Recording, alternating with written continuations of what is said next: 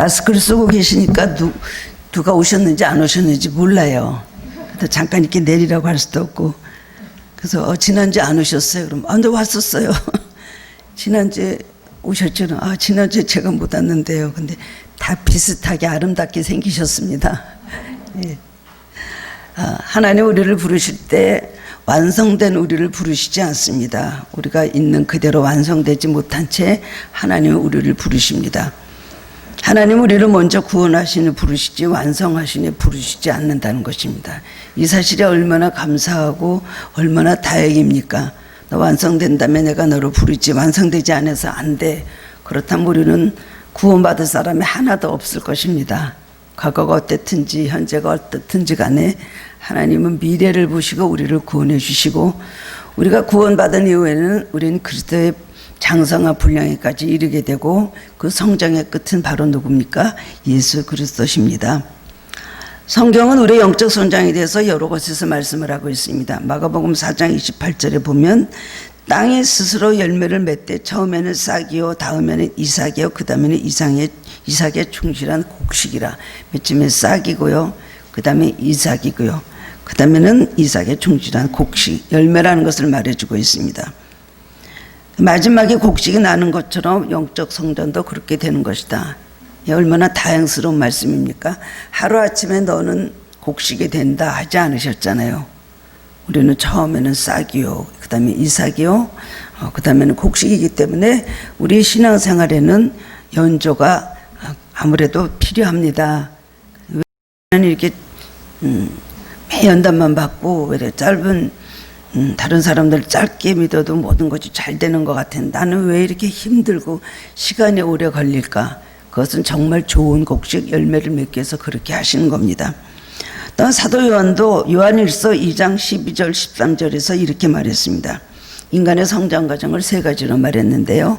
처음에는 아이, 두 번째는 청년, 마지막에는 아버지로 그렇게 말씀을 하고 있습니다. 당연한 것이죠. 처음부터 청년으로 태어날 아이가 있습니까? 처음에는 아이로, 아기로 태어나고 점점 성장해서 나중에는 이제 또 중년이 되고 노년이 되고 그렇게 되는 것입니다. 육신의 나이만 그런 것이 아니라 우리의 영적 나이도 그렇다는 것입니다. 우리도 영적으로 아름다운 나무처럼 점점 자라서 열매를 맺고 그 다음에 큰 나무가 되어야 할 것입니다.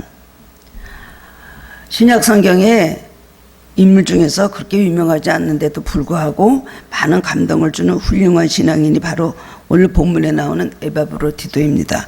에바브로디도라는 이름은 매력적이다, 상냥하다, 친절하는 뜻을 가지고 있습니다. 그는 정말 매력적이고 친절하고 상냥했던 것 같습니다. 그의 삶 전체가 사랑이 많고 최선을 다하고 하나님과 사람을 기쁘게 하는 그런 삶을 사는 것 같습니다. 에바브로라고도 불리거든요. 디도라는 말을 빼고. 그래서 에바브로라는 말도 있는데 그는 바울의 제자였습니다. 바울을 만나서 그가 예수를 잘 믿게 되고 신앙에 성장하고 골로새 교회에 그 다음에 세우고 지도자가 되었다고 합니다. 골로새서 1장 7절에 보면 이와 같이 우리와 함께 종된 사랑하는 에바브라에게 너희가 배웠나니 그는 너희를 위한 그리스도의 신실한 일거리와 성령 안에서 너희 사랑을 우리에게 알린 자니라. 바울은 굉장히 에바브로디도를 굉장히 극찬을 하고 있습니다.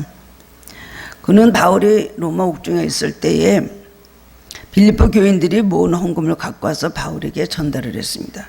빌립보 교인들은 특별히 물질적으로 바울을 많이 도왔던 동력자였습니다.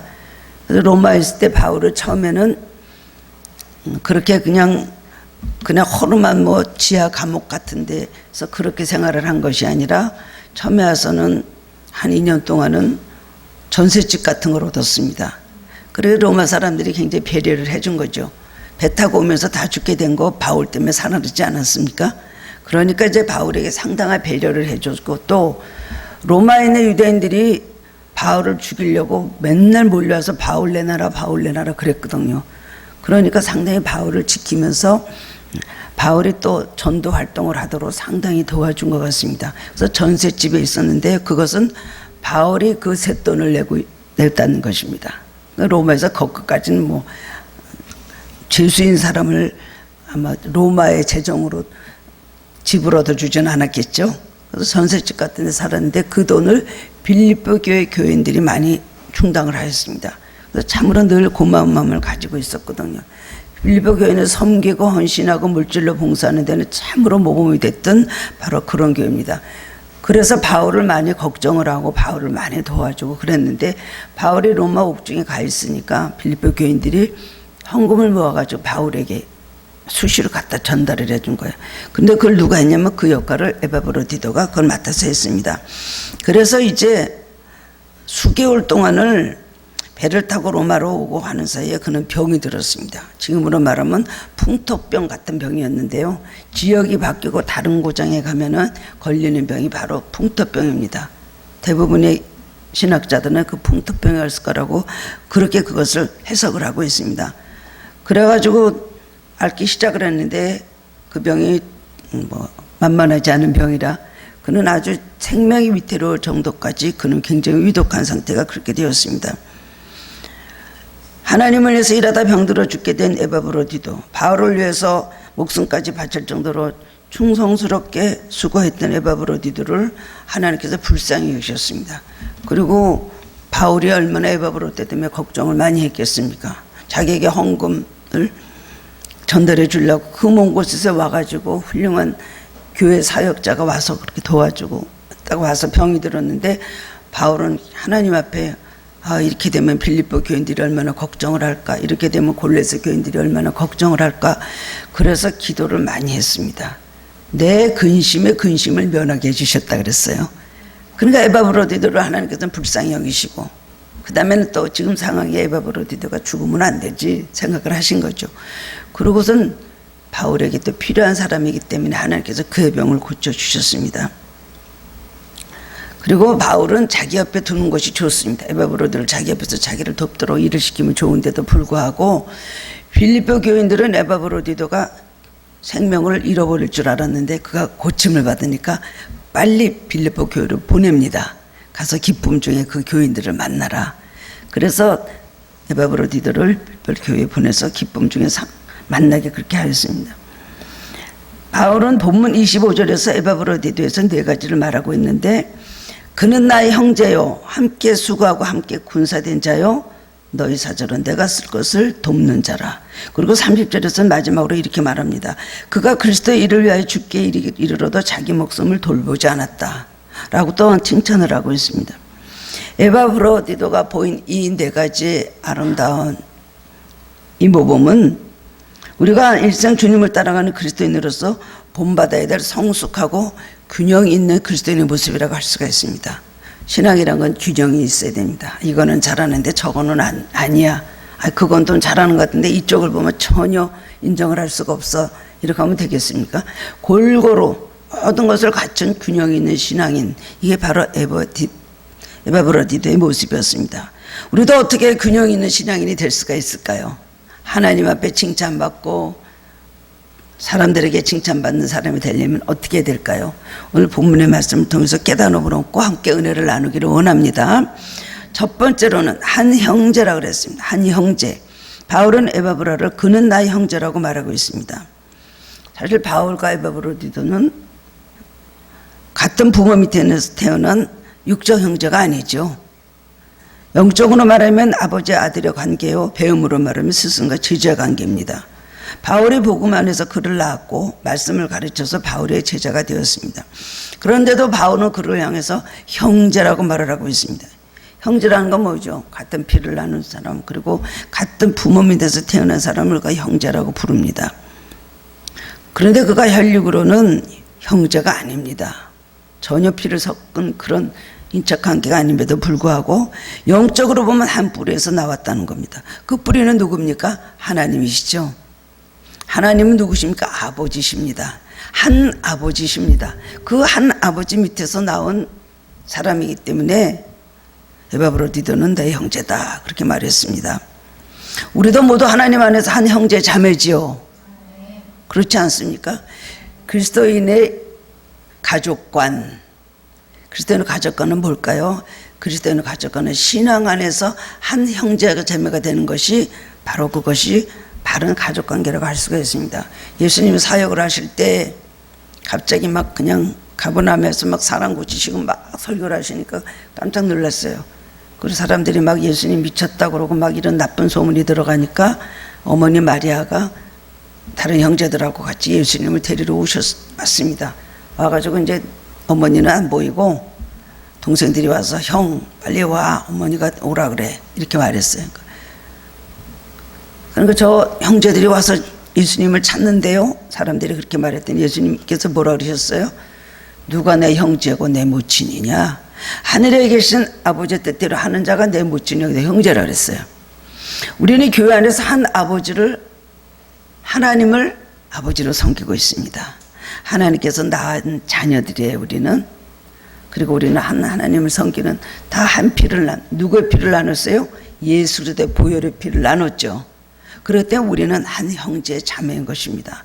형제 자매는 그만큼 가깝게 느끼고 그 다음은 그리스도 안에서 그렇게 서로 사랑해야 되는 관계라고 할 수가 있습니다. 우리는 교회 안에서 이런 일도 하고 직분도 맡았습니다. 근데 우리가 무슨 일을 할 것인가를 묻기 전에 내가 누구인가를 아는 것이 중요합니다. 그래서 일을 하면서 교회의 모든 교인들 간에 나는 내가 어떤 위치에 있느냐, 뭐 상하 직선적인 뭐 그런 관계, 수직적이고 수평적인 그런 관계가 아니라 하나님의 만드신 우리 자녀, 낳으신 자녀들인 우리는 한 하나님 밑에서 한 형제라는 의식을 가지고 서로 사랑하고 도와주고 돌보고 서로 양보하고 서로 또 위해서 기도해야 되는 것입니다. 바울은 에바브로디도를 한 형제라고 물었습니다. 그렇습니다. 이것이 바로 중요한 것입니다. 우리는 무슨 일을 하는가가 중요한 것이 아니라 내가 누구인가, 내가 하나님 앞에서 누구인가를 모른다면은, 우리들이 하나님 앞에서 누구인가를 모른다면은 그는 사실은 우리 이것은 신앙인이라고 할 수가 없는 것입니다. 하나님 유일한 아버지로 또 예수님을 유일한 구원자로 우리는 모시는 사람들이 바로 그리스도인들입니다. 정체성이 무너지면 우리는 아무것도 아닙니다. 사역이 문제가 아니라 우리의 존재가 문제인 것입니다. 우리의 활동이 문제가 아니라 우리의 소속이 문제인 것입니다. 내가 어디에 속해 있느냐 아는 것이 매우 중요한 것입니다. 내 형제라고 한 것은 소속을 말하는 것입니다. 성경을 보면은 그리스도인은 두 가지에 속해 있다고 말씀을 하시고 계십니다. 첫 번째로는 예수님입니다. 요한복음 15장 5절에 보면 나는 포도나무에 너희는 가지라, 그가 내 안에 내가 그 안에 거하면 사람이 열매를 많이 맺느니 나를 떠나서는 너희가 아무것도 할 수 없습니다. 소속, 너희는 어디에 속해 있어야 되느냐에 대해서 예수님은 말씀을 해주셨습니다. 우리는 예수님께 속해 있는 사람이 되어야 되는 것입니다. 우리는 예수님을 멀리서 바라보면서 그 가르침이나 듣고 믿는 그런 게 아니라 그 예수님 안에 들어가야 됩니다. 믿음이란 건 무엇인가? 예수님 안으로 들어가서 예수님과 하나가 되는 것입니다. 이것을 우리는 알아야 되는 것입니다. 거리가 있을 수가 없습니다. 불가분의 관계인 것입니다. 사도 바울은 사도행전 27장 23절에서 이렇게 말했습니다. 나의 속한 바 곧 나의 섬기는 하나님의 사자가 어젯밤에 내 곁에 서서 말하되, 저는 이 말씀을 참 좋아하거든요. 그 풍랑 중에 막 기도하면서 살지 죽을지 모르는 276명과 함께 있는 그 밤바다, 그 풍랑 있는 바다에서 하나님께 말씀을 해주셨습니다. 그리고 그 말씀을 듣고 그 다음에 바울이 고백하기를, 하나님은 어떤 하나님이신가? 내가 속한 바 곧 나의 섬기는 하나님. 여러분 주님께 속히 계십니까? 내가 주님께 속한 삶을 산다고 생각을 하십니까? 내 생각이나 내 마음이나 내 계획이나 내 방법이나 나의 삶의 목적이, 근거가 예수 그리스도가 되고 있습니까? 그러면 예수님께 속한 사람입니다. 예수님 생각을 얼마나 하는지요, 예수님을 얼마나 우리가 이름을 부르는지요. 또한 베드로도 베드로전서 2장 9절에서 이렇게 말했습니다. 그러나 너희는 택하신 족속이요 왕같은 제사장들이요 거룩한 나라요 그의 소유가 된 백성이니 이는 너희를 어두운 데서 불러내어 그의 빛에 들어가게 하시니 아름다운 덕을 선포하게 하려 하십니다. 우리는 하나님의 소유된 백성이에요. 하나님의 것이에요.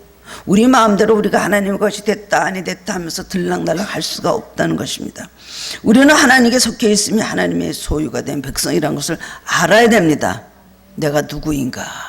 나는 교회의 몸입니다. 나는 교회에 무슨 일을 합니다. 이것이 중요한 것이 아니라 내가 정말 하나님께 속해 있느냐. 그렇기 때문에 우리의 모든 관계는 하나님의 한 형제 자매가 될 수 있는가 생각을 해야 된다는 것입니다. 또한 요한복음 15장은 우리가 예수님 안에 거하고 그 다음에 우리가 예수님께 속한 바 되면 세 가지를 얻게 된다고 약속을 하셨습니다. 첫 번째는 기도 응답입니다. 요한복음 15장 7절에 보면 너희가 내 안에 거하고 내 말이 너희 안에 거하면 무엇이든지 원하는 대로 구하라 그러면 이루리라. 얼마나 감사합니까? 무엇이든지 내 이름으로 구하면 이루어 주신다. 그러나 단서가 붙죠. 너희가 내 안에 거하고 내 말이 너희 안에 거하면 내가 이루어 주겠다. 우리는 기도할 뿐입니다. 이루시는 분은 누구예요? 하나님이시죠. 그렇기 때문에 우리는 기도를 우리가 하는 것이 아니라 하나님께서 기도를 시키시고 나에게 힘 주시기 때문에 내가 기도하는 것입니다. 그럼 어느 때는 기도가 굉장히 잘 돼요. 어느 때는 기도가 너무너무 안 돼요. 몸부림칠 때가 있어요. 기도가 잘 될 때는 어느 때일까요?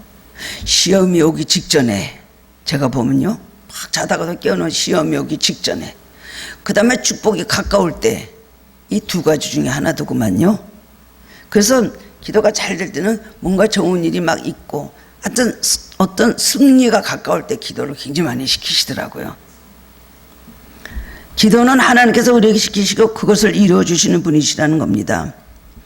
기도는 지금도 이어지고 있는 주님의 사역입니다. 주님의 일입니다. 지금도 주님은 천국에서 우리를 위해서 하나님 보좌 우편에서 우리를 위해서 눈물을 흘려서 기도하고 중보기도 해주고 계시잖아요. 예수님이 하시는 사역을 우리가 안 할 수가 있습니까? 주님이 하시는 기도는 우리가 그대로 우리도 감동을 받아서 그대로 기도를 해야 된다는 것입니다. 두 번째로는 뭘 약속하셨습니까? 너희가 내 안에 거하고 내 말이 너희 안에 거하면 기쁨을 충만하게 해주신다는 겁니다.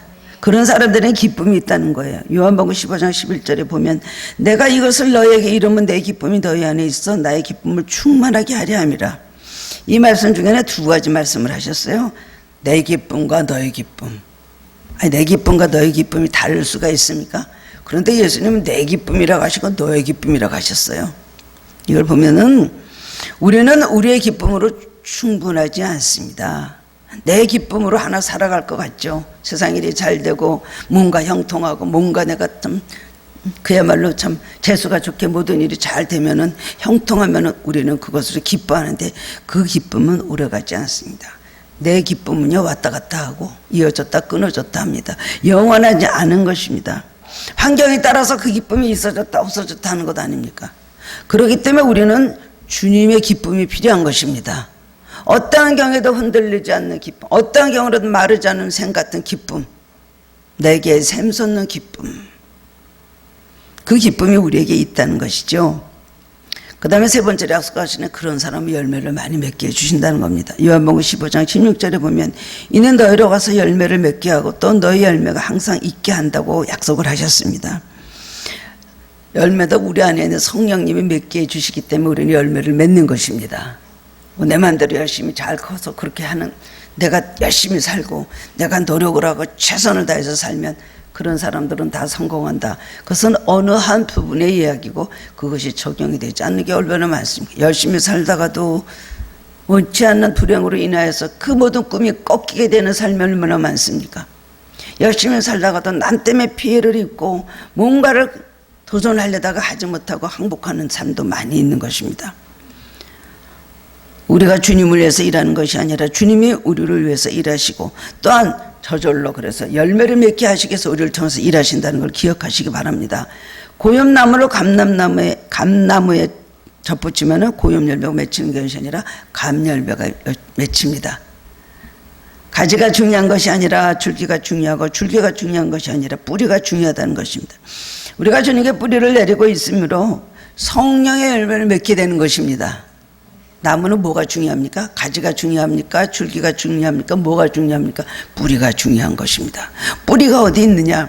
그래도 신앙은 뿌리가 있어야 됩니다. 우리가 뭐 이래저래 실수도 많이 하고 허물도 많이 있고 그렇지 않습니까? 막 흔들리기도 하고 요동하기도 합니다.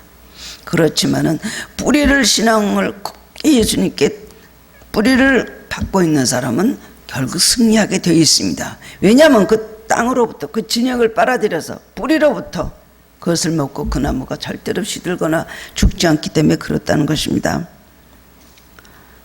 그런데 예수님은 열매를 많이 맺기 위해서 너희가 열심히 노력해라. 영양분을 잘 주고 이렇게 해서 해라. 그렇게 말씀하셨습니까? 열매를 맺기 위해서 우리에게 어떻게 하라고 하신 말씀이 없습니다. 열매를 많이 맺기 위해서는 어떻게 하라 그랬어요? 내 안에 거하라. 떠나지 말아라. 포도나무에 붙어있는 가지가 되라. 그러면 저절로 열매를 많이 맺는다고 약속을 해주셨습니다. 그러니까 주님 안에 거하면은 우리는 기도응답을 받게 되지요. 그 다음에는 기쁨이 충만해지지요. 세 번째로는 열매를 많이 맺게 된다는 것입니다. 그러니까 우리가 주님 안에 거하고 주님의 연합된 가지가 되면은 이런 축복을 우리는 받을 수가 있습니다. 우리가 두 번째로 또 속해야 될 것은 어딜까요? 첫 번째는 예수님, 두 번째는 어디요? 교회입니다. 교회. 우리는 한편으로는 예수님께 속할 뿐 아니라 한편으로는 교회에 속해야 되는 것입니다. 사도 바울은 에베소서 1장에 보면 에베소에 있는 성도들, 그리스도 예수 안에 신선한 자들에게 편지한다 그랬습니다. 빌립보서 1장 1절에 보면 빌립보에 사는 모든 성도들이라고 불렀고요. 골로새서 1장 2절에서는 골로새에 있는 형제들이라고 불렀습니다. 이것만 무조건 어디 있든지 뭐 성도들 하면 되는데 그렇지 않습니다. 모든 교회가 지역 배경을 가지고 있음을 알 수가 있습니다. 그렇기 때문에 교회라는 것은 우주적인 교회, 무형의 교회가 아니라 실질을 가진 지역교회가 있는 것이 바로 교회라는 것입니다. 그렇기 때문에 우리는 교회에 반드시 소속이 되어 있어야 되고 어느 교회를 정해놓고 섬겨야 되는 것입니다. 지역교회에 소속되고 교회 든든히 뿌리를 내리면서 사랑과 봉사로 서로를 돌보는 형제관계가 형성할 때 그건 비로소 교회요. 그 다음에 비로소 그리스도인이라고 할 수가 있다는 것입니다. 여러분은 한편으로는 예수님께 속해 있습니다. 그 다음에 한편으로 어디에? 교회에 속해 있어야 됩니다. 똑같죠. 교회는 바로 머리가 예수님이시기 때문에 우리는 교회를 떠난 신앙은 있을 수가 없습니다. 한때 무교회 기독교인들이 참 많이 있었던 때가 있었습니다. 제가 대학 다닐 때 제 친구들이 제가 전도해 놓은 애들이 그 다음에는 그런 교회가 꼭 있어야 되느냐 해가지고서는 교회 아니면서 뭐 다방에 모여서 예배드리고 이런 데로 빠졌더라고요. 지금까지 신앙생활 그렇게 잘하는 것 같지 않습니다. 좀 이상한 변태적인 신앙을 가지고 있는 것 같더라고요. 그 친구는 동창생인데 공부를 너무너무 잘해서 여자로서 서울 공대에 들어갔어요. 소문이 난 천재라고 소문이 났던 친구인데 내가 전도를 해갖고 예수를 잘 믿다가 갑자기 그때부터 UBF 뭐 이런 데 들어가더니 교회를 안 다니고 그냥 다방에서 필요한 대로 잔디밭에서 이렇게 예배드리면서 우리도 너무나 신앙생활을 잘하고 있다고 하고 그렇게 되는 걸 잘못된 거다 말하는 사람들에 대해서 굉장히 반박을 하고 대항을 했습니다. 그렇습니다. 나는 하나님을 믿는다.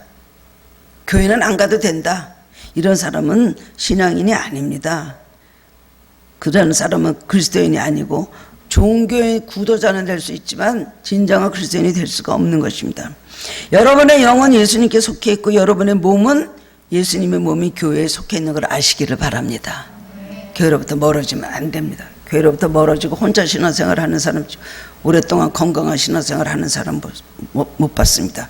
그 자체가 교회로부터 멀어지고 싶은 생각이 자꾸만 하고 시험에 들기 때문에 이유가 있기 때문에 교회로부터 멀어지고 교회를 옮기고 다른 교회를 가면서 하면서 점점 신앙이 도태가 되고 결국은 병든 신앙생활을 하고 그 가족들도 다 그렇게 되는 경우를 많이 봤습니다. 예수님께 속해 있어야 되고 교회에 속해 있어야 됩니다. 그런 사람들이 한 형제인 것입니다. 두 번째로는 수고한 자라 그랬습니다. 수고한 자라는 건 봉사하는 자를 말하는 것입니다. 바울이 에바브로디데에게 수고한 자라 그랬어요. 형제가 소속에 대한 말이었다면 수고는 봉사에 대한 것을 말하는 거 있습니다. 우리가 구원받은 명적으로는 예수님께 속하고 몸은 교회에 속합니다. 교회에 속하면 우리가 하게 되는 것이 당연히 해야 되는 일이 바로 주님을 위한 봉사인 것입니다. 주님은 우리를 두 가지로 해서 부르셨는데 하나는 교회 가서 배우라, 주님께 가서 배우라고 부르셨고 두 번째는 교회에 와서 섬기라고 우리를 부르셨습니다. 이 목적을 바로 알아야 되는 것입니다. 한국교회 통계를 보면 한국교회는 70%가 주일 성수하고 50%가 11조하고 30%가 봉사하고 10%가 전도한다고 했습니다. 기도는 몇 프로인지 모르겠습니다. 교회마다 기도는 서로 기도에 대한 중요성을 느끼는 건 서로 다 다르니까요. 그러니까 여러분이 교회 봉사하고 있다면 적어도 영광스럽게도 30% 안에 들어있는 것입니다. 그게 얼마나 감사합니까? 우리는 교회를 위해서 봉사한다고 생각하는데 사실은 교회이기 때문에 우리가 봉사하는 겁니다. 우리는 교회를 위해서 봉사한다. 사실은 교회이기 때문에 봉사하는 거지 교회를 위해서 봉사하는 것이 아닙니다. 왜냐하면 많은 기독교인들이 생각하기엔 나는 교회가 아니다. 나는 교인이지 내가 왜 교회야? 나는 교회가 아니에요. 교회는 따로 있고 나는 교회 다니는 사람으로 생각하고 나는 교인이다라고 생각을 합니다. 여러분도 그렇게 생각하셨죠? 그렇다면 오늘 말씀 듣고 생각을 고치시기 바랍니다. 성경은 우리가 바로 교회라고 말하고 있습니다. 고린도전서 12장 12절 보면 몸은 하나인데 많은 지체가 있고 몸의 지체가 많으나 한 몸인과 같이 그리스도도 그러하니라. 당연한 것이죠. 우리의 몸은 많은 기관과 지체로 이루어져 있습니다. 우리 몸은 머리도 몸입니다. 다리도 몸이고 팔도 몸이고 그 다음에 손도 몸입니다. 눈도 귀도 입도 다 몸이고 심지어 작은 눈썹 하나까지도 필요 없다고 생각하는 이 눈썹까지도 몸의 일부인 것입니다. 부분적으로는 몸이고 전체적으로도 몸인 것입니다. 그러므로 우리가 바로 누굽니까? 교회인 것입니다. 교회 봉사하는 것은 나를 위해서 내가 섬기고 봉사하는 것입니다. 나는 교회가 아니야. 바깥에서 교회를 비판합니다. 자기는 교회 손이면서 손 일을 안 하면서 저 발이 왜 저래? 자기는 귀의 역할을 안 하면서 저 눈이 왜 저래? 대부분 그렇죠. 잘못된 생각이라는 것입니다. 우리가 여기서 봉사하는 것은 우리 자신을 위한 것이고 그러므로 우리는 수고를 하는 자, 봉사한 자가 되어야 되는데 에바브로디도는 수고하고 봉사한 자가 되었다는 것입니다. 봉사하는데 무슨 특별한 기준과 자격이 있는 것이 아닙니다. 또 누구는 또 봉사해야 될 사람이고 나는 안 해도 되는 사람이 아닙니다. 구원받은 성도는 누구나 봉사할 수 있고 봉사해야 되는 것입니다. 어느 숲속에 사자하고 불벌레들이 싸움을 하기 시작했습니다. 사자가 잘난 척하고 소리를 한번 크게 내는 거 한번 시합을 해보자. 그러니까 불벌레가 좀 놀라가지고 아유 저 사자가 소리를 지르면 산이 울리고 땅이 흔들릴 텐데 어떡하지? 걱정을 했어요. 근데 뭐 사자는 들은 척도 안 하고 한번 내가 소리를 내볼게. 소리를 막 냈더니 그 소리가 10km까지 갔대요. 불벌레가 벌벌벌 떨면서 이제 사자를 쳐다보니까 사자는 만족한 듯이 불벌 봐라 어떠냐 내 소리가 엄청 크지? 불벌레는 놀라가지고 삐리삐리 이랬어요. 근데 바로 그 소리가 바로 옆에 있는 불벌레에게 들렸어요. 그러니까 또 그 불벌레가 삐리삐리 그랬어요. 점점 퍼져나가가지고 멀리 있는 모든 불벌레들이 다 삐리삐리 소리를 냈습니다. 어느 소리가 더 컸겠어요? 불벌레가 이겼다는 겁니다. 그렇습니다. 하나님은 어떤 교회에 한 영웅이 있기를 바라지 않으세요. 영웅도 필요하지만 임영웅이 같은 1등짜리 그렇지만은 영웅도 필요하지만 그 다음에는 다 누구나 협력해서 일하기를 원하십니다. 내가 포도나무 요한복음 15장을 예전에 읽으면서 왜 하나님은 포도나무라고 하셨을까? 하필이면 큰 메론이나 이러지 왜 그 볼 것도 없는 풀에다가 포도나무 그렇게 포도가 대단하다고 느껴지지 않잖아요. 왜 포도나무로 하셨을까? 제가 그걸 오랫동안 좀 생각하고 기도도 하는 거면 깨달은 것이 있었습니다. 교회는 어떤 큰 덩어리 배 몇 개 갖고 되는 데가 아닙니다. 새가 큰 거 몇 개 있어서 되는 데가 아닙니다.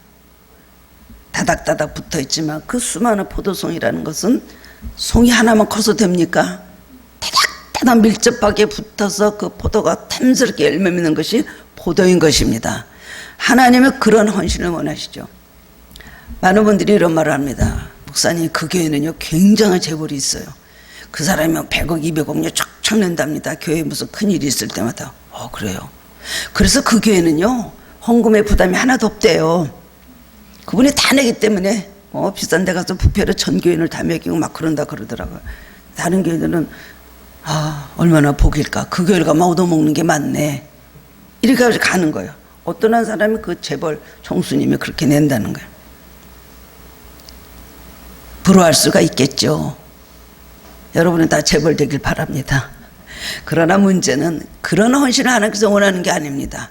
재벌은 재벌대로 주신 달란트대로 일을 하면 그 다음에 나머지 분들이 합심해서 적은 거라도 하나 가져서 주님은 그거 헌신을 받고 싶은 것이지 여러분을 구원해 주시고 여러분을 부르신 하나님께서 여러분이 수고하기를 원하고 봉사하기를 원하는 겁니다. 그럼 재벌 한 분의 그 헌신 가지고 하나님께서 그거로 만족하실까요? 그렇지 않다는 것입니다. 그렇기 때문에 봉사하면 다 합심해서 봉사를 해야 되는 거예요. 수고한 자, 에바브로드는 수고하고 봉사한 사람이었다는 것입니다. 봉사할 때 천국이 열립니다. 봉사하면 서로 사랑을 주고받고 남을 섬김으로 치유가 되고 행복해집니다. 교회가 복을 받고 가정이 복을 받고 개인이 복을 받게 되는 것이 바로 이 봉사하는 일, 섬기는 일인 걸 아시기를 바랍니다. 주신 바 달란트대로 내가 할 수 있는 만큼 1달란트, 2달란트, 5달란트 하나님께서 원하시는 만큼 우리는 헌신을 하고 수고를 해야 되는 것입니다. 세 번째로는 군사된 자라고 했습니다. 바울이 말한 에바디도의 세 번째는 함께 군사가 되고, 작가신 미국의 빌리그리암 목사님이 한 번은 인터뷰에서 질문을 받았습니다. 요즘 크리스천의 문제가 뭘까요? 그랬더니 이 순수하신 빌리그리암 목사님은 세상과 같아지는 것이 이것이 문제입니다. 빌리그리암 목사님은 아주 순수하고 정결한 생활을 하시기로 유명합니다. 눈도 조심하고 귀도 조심하고 입도 조심하고, 참 빌리그리암 목사님 영적으로 훌륭한 목사님이셨습니다. 목사님은 집회를 얼마나 전국적으로 세계적으로 많이 다니셨습니까? 오란 데가 너무 많아서 집회 가고 그러는데, 그 목사님 호텔에 딱 들어가시면 맨 처음에 하시는 일이 큰 타올을 하나 갖다가 텔레비부터 덮는다고 합니다. 텔레비부터 덮어버린다는 거예요. 왜요? 안 보고 싶은 거예요. 그 화면에 나오는 더러운 세상을 보고 싶죠. 그러면서 그러셨대요. 많은 부흥사들이 집회 다닌다고 돌아다니면서 호텔에 가서 혼자 밤을 잠을 자다가 그런 화면에 나오는 거 보고 유혹을 받아서 실패한 사람이 너무 많다. 딱 그래서 덮어버리고 아예 안 본다. 여러분, 그렇습니다. 신자의 가장 큰 문제는 구원을 받았는데 구원받은 채 변화되지 않고 그대로 있는 것이 바로 문제인 것입니다. 요즘 권사님들과 옛날 권사님들이 다르다는 말을 많이 합니다. 우리 하늘교회 권사님들은 더욱 훌륭하십니다. 하나도 그런 분이 안 계신데요. 다 훌륭한 권사님들이신데, 옛날에는 권사님들 이제 젊은 집사가 가서 내가 이래서 이렇게 속상하고 막 이래요 막 이러면은 권사님들이 같이 기도하자 김 집사 그렇게 말했습니다. 그리고 몸이 아프다고 제가 오늘 못 나가겠어요 봉사하는데, 그러면 아니야, 그럴수록 나와서 교회 일하고 주님의 일하면 병이 나아, 빨리 나와. 그래갖고서는 이끌으셨다는 거예요.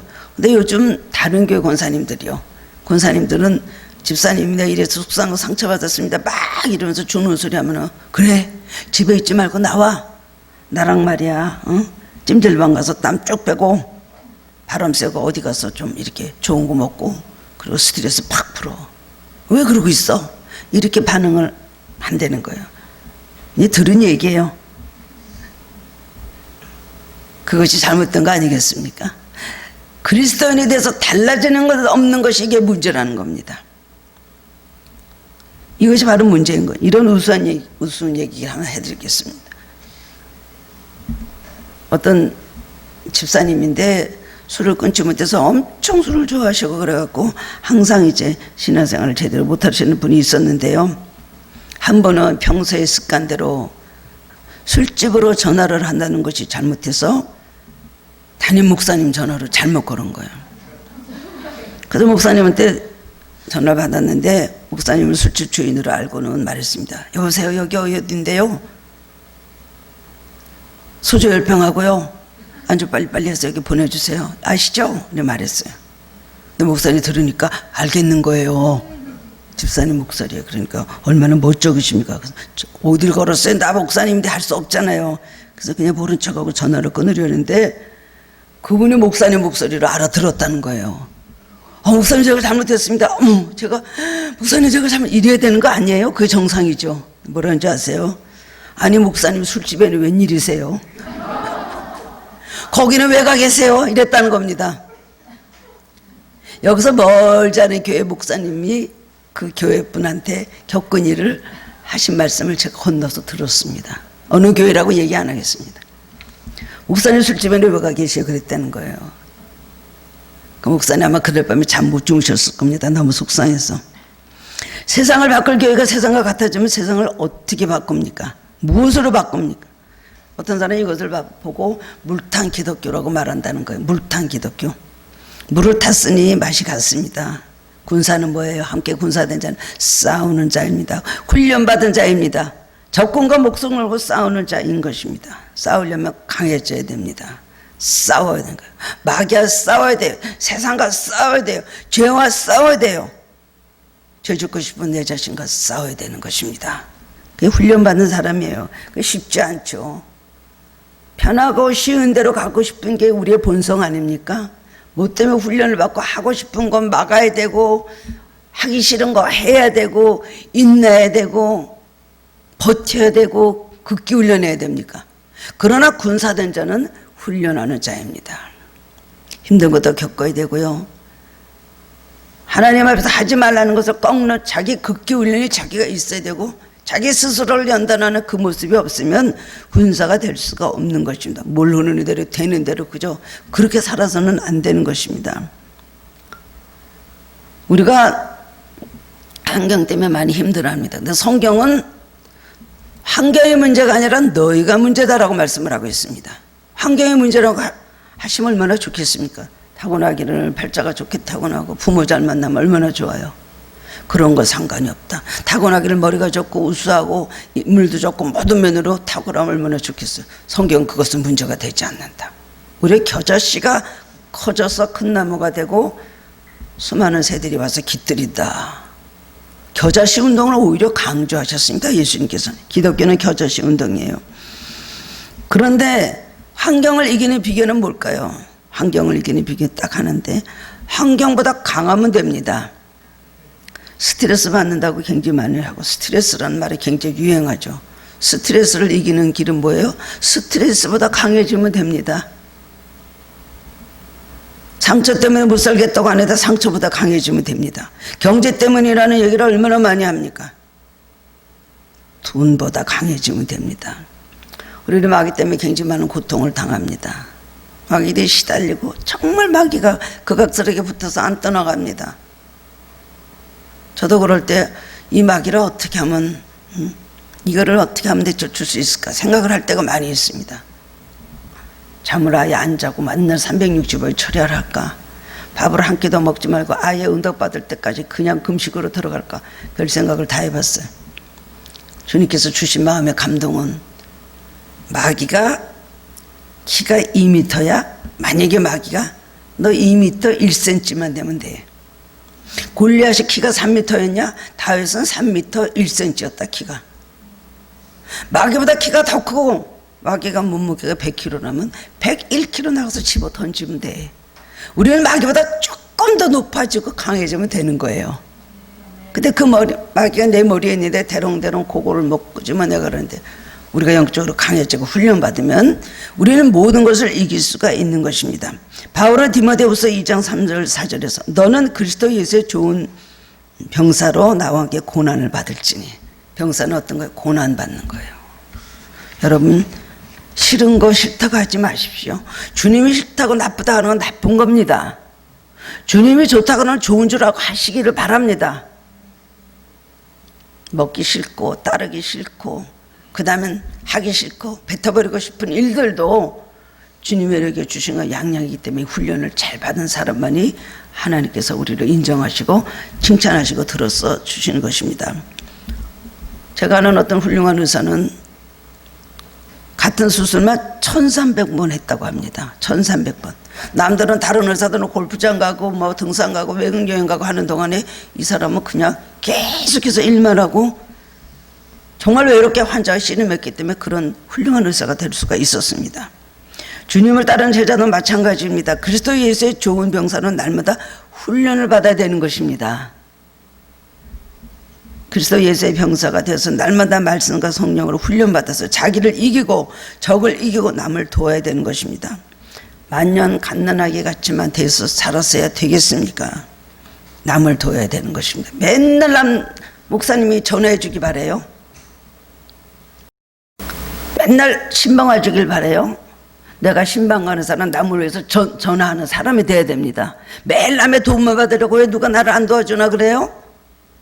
내가 그것을 벗어나서 내가 누구를 도울 것이 뭐 있는 걸 생각하는 사람이 돼야 된다는 것입니다. 이것이 갓난아기를 벗어난 신앙인 것입니다. 너희는 매일 그렇게 있지 마라.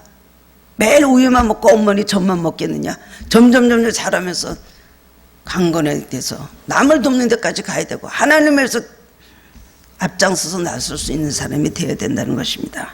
그것이 좋은 군사인 것입니다. 여러분, 구원은 은혜로 받지만 승리는 영적 싸움을 통해서 이루어지는 걸 기억하시기 바랍니다. 영적 싸움을 피하려고만 하지 말고 영적 군사로 훈련되시기를 바랍니다. 마지막으로 네 번째는 헌신한 자입니다.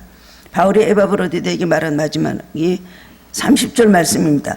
그가 그리스도의 일을 위하여 죽게 이르러도 자기 목숨을 돌아보지 아니한 것은 나를 섬기는 너의 일의 부족함을 채우려 함이라 그랬습니다.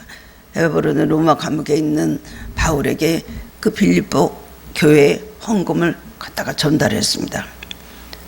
지금 그 에베소 빌립보 교회는 어디입니까? 지금 터키 서부 지역입니다. 거기서부터 이제 로마까지 가려면요 그리스를 하고 지중해를 넘어서 가야 되니까 그 가운데 그렇게 병이 들은 거예요. 배를 타고 오랫동안 하면서 너무 과로하고 힘들었기 때문에 병이 들었습니다. 죽을 날이 이제 가까워졌잖아요. 고칠 수가 없습니다. 근데 하나님께서 에바브로디도를 긍휼히 여기셔서 고쳐주셨어요. 바울의 기도를 들으시고 빌립보 교회 교인들의 기도를 들으셨어요. 그래서 하나님께서 그를 고쳐주셨습니다. 그러면 에바브로디도 여러분이 그 입장이면 어떡하겠어요? 내가 죽을 뻔해서 이렇게 알았으니까 한동안 좀 쉬고 좀 나는 꼼짝도 말고 가만히 있어야 되겠다. 내가 내 몸을 생각해야지. 죽으면 무슨 소용이 있어. 쉬겠죠?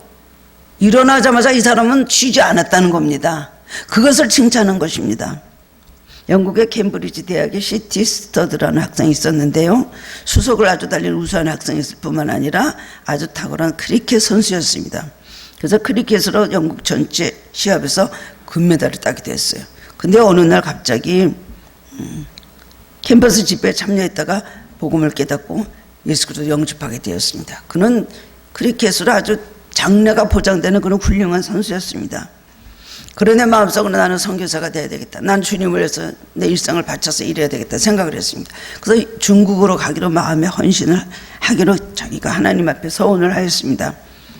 그리스도를 위한 열정 때문에 부와 명예를 모두 버리고 중국 땅으로 갔습니다. 10년을 섬기는 너무나 몸이 힘들어졌어요. 그래갖고 이제 와서 쉬는데 곧장 그는 또 아프리카로 가기로 결심을 했습니다. 주위 모든 사람들이 뭐라 그러기는 이제 정말 제정신이 아니구만. 죽으려고 저 사람이 정말 저런다. 굉장히 많이 만류를 하고 그에게 뭐라 그랬습니다. 그러나 스터드는 모든 시대를 사는 그리스도인들에게 내가 한마디 하겠다. 한 말이 뭐냐면요. 하나님의 아들 예수 그리스도가 이 땅에 오셔서 날 구원해 주시기 위해서 십자가에 죽으신 것이 참으로 사실이라면 우리가 드리는 희생은 거기에 대면 아무것도 아니다. 라고 말을 하고 또한 아프리카로 갔다는 것입니다. 우리는 그리스도 예수의 부름받은 십자가 군병입니다. 우리는 하나님의 은혜로 부름받고 하나님과 교회에 속했습니다. 그리고 그리스도의 교회를 해서 우리는 또 봉사하고 섬깁니다. 수고합니다. 또 거기서 끝나지 않고 우리는 좋은 군사가 되기 위해서 영적으로 반드시로 우리를 훈련을 받습니다. 그럼 나타나는 결과는 뭐예요? 에바브로디도 같은 충성이 나온다는 것입니다. 신앙은 지식이나 이론이나 철학이 아닙니다. 실제로 행하고 값비싼 대가를 실제로 지불하는 희생인 것입니다. 신문대로 거둡니다. 신앙생활 그렇게 그야말로 금수저같이 할 생각하지 마십시오. 신앙에는 왕도라는 것이 없습니다. 누구에게나 다 동일하고 누구에게나 하나님께서 가르치는 진리는 누구에게나 적용이 되고 동일한 것입니다. 편하게 믿고 쉽게 믿고 그러면서도 많은 것을 기대한다면 그 다음엔 천국의 상금 그만큼 없다는 걸 기억하시기 바랍니다. 예수 믿는 사람 먼저 형제를 출발하고 소속이 교회와 예수 그리스도에 있고 그 다음에는 일꾼으로 발전하고 봉사합니다. 그리고 군사가 되고 영적 훈련을 받습니다. 그리고 주님의 일을 위해서 죽게 이르러서도 자기 목숨을 돌아보지 아니한 에바브로디도 같이 끝까지 죽도록 충성하는 것입니다. 하나님은 그런 사람을 찾으십니다. 에바브로디도 같이 균형 있는 신앙인이 되어서 주님께 칭찬을 받으시는 복된 성도님들 되시기를 주님의 이름으로 축원합니다. 사랑의 주님 은혜를 감사드립니다. 오늘 말씀으로 전하는 자 듣는 자 다 은혜 받게 하시니 감사합니다. 그렇습니다. 우리가 잘 믿는 것 같아도 우리가 그래도 이만하면 괜찮다고 생각하고 내 스스로를 합리화시키고 정당화시키지만은 성경에 나와 있는 훌륭한 신앙의 영웅들, 신앙의 위인들을 보면 정말 우리가 얼마나 부끄러운 삶을 살고 하나님께 무엇을 희생하며 하나님 위해서 우리가 무엇을 그렇게 고생했는가 다시 한번 생각하게 됩니다. 주님이 우리를 부르시고 몸과 뼈를 다 쏟으시고 하나님의 아들 아니 하나님이신 그분이 세상에 오셔서 우리를 구원해 주신 희생을 생각할 때에 우리가 드리는 것은 만분의 일, 천만분의 일, 억만분의 일도 갚지 못하는 걸 알고 항상 죄송한 마음으로 겸손한 마음으로 감사한 마음으로 하나님을 섬기게 하여 주시기를 원하고 기도합니다. 구원해 주신 것도 감사한데 우리를 부르셨습니다. 또 교회를 위해서 봉사하고 수고하게 하시니 감사드립니다. 교회 일을 주시니 감사를 드립니다. 더 많은 일을 주시기를 원합니다. 그리고 주님께 철저하게 우리들이 소속이 되어서 교회를 잘 감당할 수 있는 믿음 허락하여 주시기를 원합니다. 그런 기회를 주시기를 원합니다. 우리는 좋은 군사로 훈련받을 수 있도록 매일매일 영적 은혜를 더하시고 게을러지지 않게 해주시고 말씀과 성령으로 늘 강건해지게 하여 주시옵소서. 성령의 능력으로 늘 우리를 이끄셔서 성령 충만한 생활을 하기를 원합니다. 그리고 죽도록 고난이 있고 어려움이 있고 비록 환난을 우리가 겪는다 할지라도 주님 앞에 최선을 다해서 주님을 섬길 수 있는 믿음 허락하여 주시고 오늘 그런 은혜가 강팍하고 완악하고 게을렀던 우리들에게 충만히 임하게 하여 주옵소서. 낮이고 밤이고 성령의 역사하여 주옵소서. 주님 떠나지 않게 하시고 게을러지지 않게 하시고 마음 딴 데 뺏기지 않게 하시고 주님 사랑하며 나아가는 참된 그리스도인들이 되게 하여 주시옵소서. 예수 그리스도의 이름으로 감사하며 기도드리옵나이다. 아멘.